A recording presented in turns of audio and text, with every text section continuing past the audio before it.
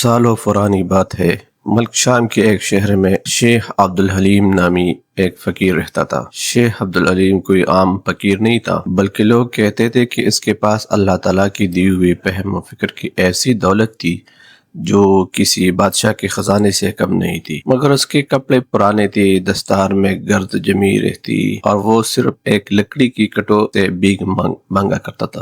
ایک دن صبح کا وقت تھا اور سورج کی پہلی کرنیں مسجد کی مینار پر پڑ رہی۔ ایک نوجوان تاجر جس کا نام یوسف بن سمیر تھا اپنی اونچی محل سے نکل کر شیخ عبدالحلیم کے پاس آیا۔ اس کے چہرے پر تکبر جھلک رہا تھا اور لباس اتنا قیمتی تھا کہ ہر کوئی رشک کرتا تھا۔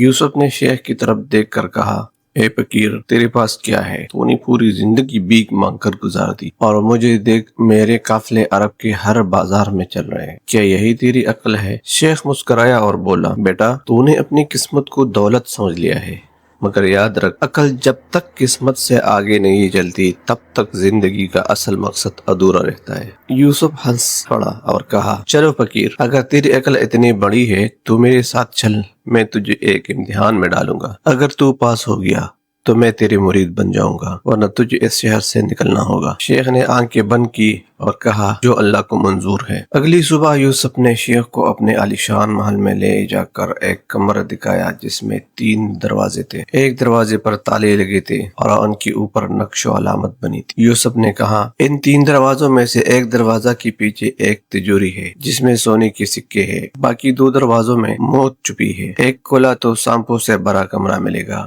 دوسرا کھولا تو آگ اور سمندر ہوگا، اب کون سا دروازہ کھولا جائے؟ شیخ نے نہ دروازے کی علامتی دیکھی نہ تالوں کی بناوٹ، بس سجدے میں گر کر دعا کی، یا اللہ، میرے دل کو سیدھی راہ دکھا تاکہ تیری رضا میں فیصلہ کر۔ کچھ لمحوں کے بعد اس نے پہلا دروازہ کھولا، ایک اندھیرے کمرے میں داخل ہو گیا جہاں کچھ نظر نہیں آ رہا تھا۔ یوسف ہنس پڑا اور بولا، فقیر، تیرا کھیل ختم، یہ اندھیرا کمرہ موت کی نشانی ہے۔ مگر شیخ نے اپنی لکڑی زمین پر ماری اور کہا، جہاں اندھیرا ہوتا ہے وہیں سے روشنی کی شروعات ہوتی ہے۔ کمرے کے اندر ایک روشن دان کھلا اور ایک چھپی ہوئی تجوری نظر آئی۔ جب تجوری کھولی گئی تو اس میں واقعی سونے کے سکے تھے، مگر ساتھ ہی ایک کاغذ بھی تھا جس پر لکھا تھا، عقل سے کام لینے والا کبھی خالی ہاتھ نہیں لوٹتا۔ یہ پڑھ کر یوسف کا چہرہ اتر گیا۔ اسے پہلی بار محسوس ہوا کہ اس کی دولت اور تجارت شیخ کی حکمت کے سامنے کچھ بھی نہیں ہے، یہ مگر غرور جلد نہیں جاتا۔ اس نے ایک اور امتحان سوچا۔ اس بار یوسف نے شیخ کو شہر سے باہر ایک ویران علاقے میں چھوڑتے ہوئے کہا، یہاں صرف ایک کنواں ہے، نہ کانا ہے، نہ پانی، نہ آدمی، اگر تو واقعی عقل مند ہے تو 3 دن میں واپس شہر آ جانا، ورنہ میں سمجھ لوں گا کہ تیری عقل فریب۔ شیخ نے جواب نہ دیا، بس اپنی چپل اتار دی، زمین پر بیٹھ گیا اور کہا، جو اللہ چاہے گا وہی ہوگا۔ رات کا سناٹا، آسمان پر ستارے اور 2 لومڑیوں کی آوازیں، اور شیخ نے وضو کیا، 2 رکعت نماز پڑھی اور تسبیح پڑھنے لگا۔ تیسری دن صبح جب یوسف نوکر کے ساتھ آیا کہ فقیر کی لاش دیکھی تو حیران رہ گیا۔ شیخ زندہ تھا اور اس کے ساتھ ایک بکری اور کچھ کھجوریں بھی تھی۔ یوسف نے پوچھا، یہ کیسے ممکن ہے؟ شیخ نے بولا، قسمت اس پر مسکراتی ہے جو اللہ کی راہ میں صبر کرتا ہے۔ ایک راہگیر راستہ بھٹک گیا تھا، میں نے اسے راستہ بتا دیا، بدلے میں وہ یہ بکری اور کھجوری دے گیا۔ یوسف اندر سے ٹوٹنے لگا مگر پھر بھی ہارا نہیں۔ ایک دن اس نے شہر میں اعلان کروایا کہ ایک تاجر سفر ہند پر جا رہا ہے اور اسے امانتوں کی حفاظت کے لیے ایک آدمی چاہیے، جو ساتھ چلے گا اسے 10,000 دینار ملیں گے، مگر اگر ذرا سی بھی غلطی ہوئی تو اس کی جان لے لی جائے گی۔ اگر ذرا سی بھی غلطی ہوئی تو اس کی جان لے لی جائے گی۔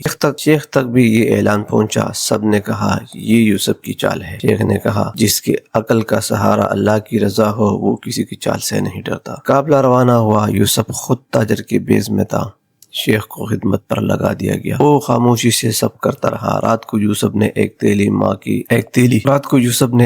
مال کی چرا کر ریت میں دبا دی اور صبح ہنگامہ مچا دیا۔ شیخ کو درخت سے باندھ دیا گیا، گرمی، پیاس، دھوپ اور بے بسی، مگر شیخ نے تسبیح اٹھائی اور دعا کی۔ اتنے میں ایک چرواہا آیا اور بولا، میں نے کل رات ایک آدمی کو یہی مال دباتے دیکھا تھا، جب ریت کھودی گئی تو تیلی نکل آئی۔ چرواہے کی نظریں سیدھی یوسف پر گئی، یوسف شرمندہ ہو کر نیچے دیکھنے لگا۔ شیخ کی رسیاں کھول دی گئی، یوسف نے سجدہ کر کے کہا، اے عبدالحلیم، تو سچا فقیر ہے اور میں جھوٹا بادشاہ، مجھے معاف کر دے۔ شیخ نے اسے اٹھایا اور کہا، جس کی عقل اللہ کی در سے ملے وہ معاف کرنے میں دیر نہیں کرتا۔ واپس شہر میں پہنچ کر یوسف نے اعلان کیا، آج سے میری ساری دولت تجارت اور محل کی راہ میں وقف ہے۔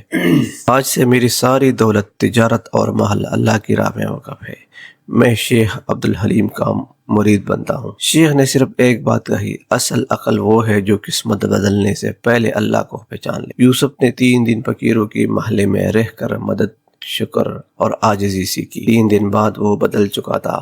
شیخ نے کہا، یہی عقل ہے جو دل کو روشن کرتی ہے اور قسمت بدل دیتی ہے۔ اس کہانی کا خلاصہ یہ ہے کہ عقل صرف دانائی کا نام نہیں، بلکہ اللہ پر یقین، صبر، توکل اور بندوں کی مدد بھی عقل ہے۔ خدا حافظ۔